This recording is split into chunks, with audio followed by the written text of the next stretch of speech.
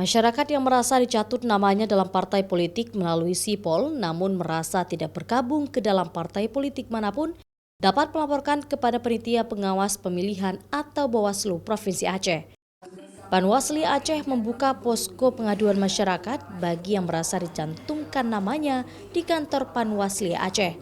Nantinya laporan tersebut akan dilaporkan langsung ke KPU RI. Kemudian kami juga membuka posko pengaduan masyarakat.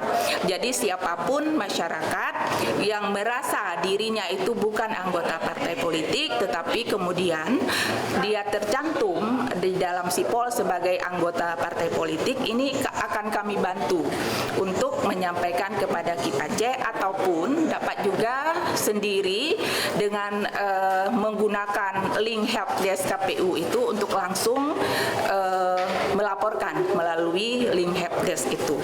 Sebelumnya, Panitia Pengawas Pemilihan Provinsi Aceh banyak menemukan nama-nama petugas pemilu, bahkan Komisioner Panwasli sendiri yang masuk ke dalam akun sipol partai politik, padahal mereka tidak tergabung ke dalam partai politik manapun.